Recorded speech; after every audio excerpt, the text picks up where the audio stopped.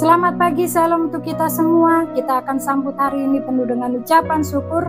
Sejenak kita akan mendengarkan firman Tuhan dan sebelumnya kita berdoa. Damai sejahtera Allah yang melampaui segala akal, kiranya memelihara hati dan pikiran saudara-saudara di dalam Kristus Yesus Tuhan kita. Amin. Firman Tuhan yang menyapa kita di hari ini yang menjadi renungan harian HKBP dari Resort Setia Mekar Kamis tanggal 21 November 2024 terambil dari 1 Petrus pasal yang ketiga ayat yang ke-15. Beginilah firman Tuhan. Kuduskanlah Kristus di dalam hatimu sebagai Tuhan. Siap sedialah pada segala waktu untuk memberi pertanggungjawaban kepada tiap-tiap orang yang meminta pertanggungjawaban dari kamu tentang pengharapan yang ada padamu, tetapi haruslah dengan lemah lembut dan hormat. Demikian firman Tuhan.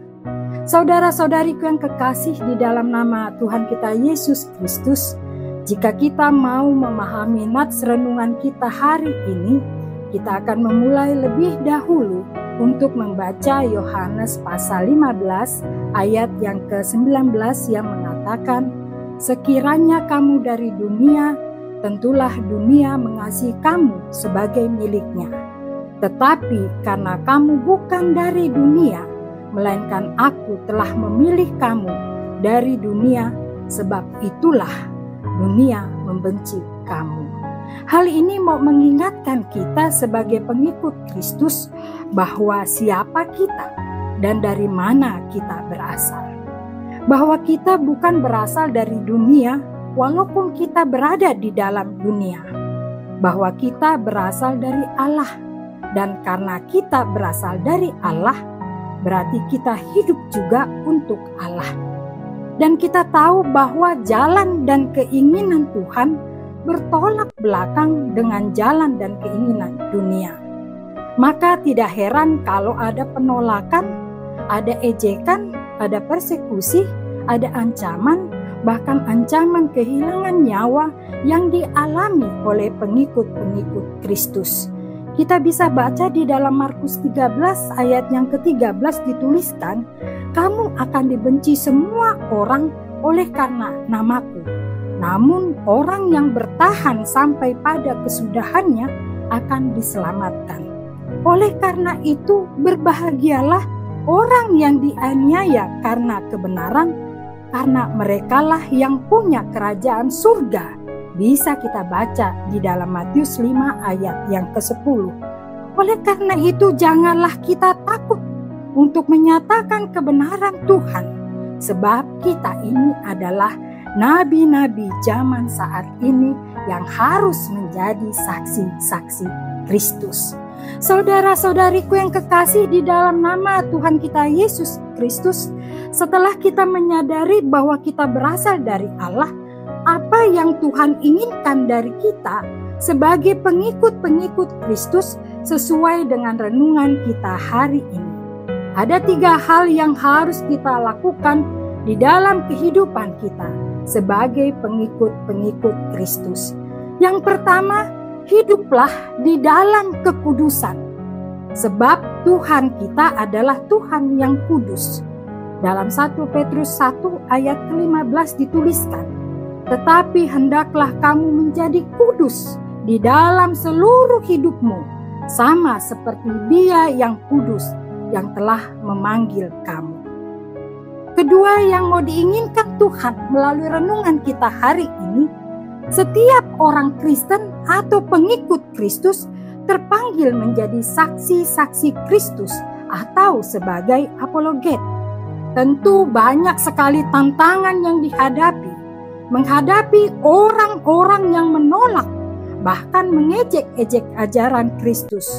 Untuk menjadi saksi-saksi Kristus yang benar, berarti di setiap kehidupan kita, di setiap harinya, kita harus mempelajari, menggali firman Tuhan, supaya kita dapat memberi jawab yang benar kepada banyak orang tentang iman yang kita imani.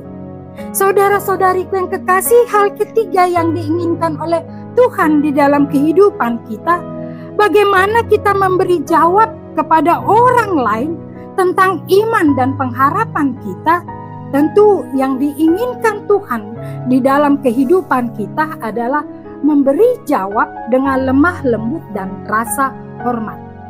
Dalam Kolose 4 ayat 6 dituliskan, hendaklah kata-katamu senantiasa penuh kasih, jangan hambar, sehingga kamu tahu bagaimana kamu harus memberi jawab kepada setiap orang. Atau bisa kita lihat bahwa di dalam 1 Petrus 2 ayat 23 dituliskan, jangan balas caci maki dengan caci maki atau kejahatan dengan kejahatan, tetapi berikanlah dengan ucapan bibir yang baik. Bisa kita baca juga di dalam 1 Petrus 3 ayat 9 sampai dengan yang ke-10. Saudara-saudariku yang kekasih, di dalam nama Tuhan kita Yesus Kristus, sebagai pengikut Kristus, marilah kita hidup di dalam kekudusan dan mampu memberi pertanggungjawaban akan iman kita dan menjawabnya penuh dengan kasih. Kiranya Tuhan menguatkan kita untuk melakukannya di dalam kehidupan kita. Tuhan Yesus memberkati. Amin.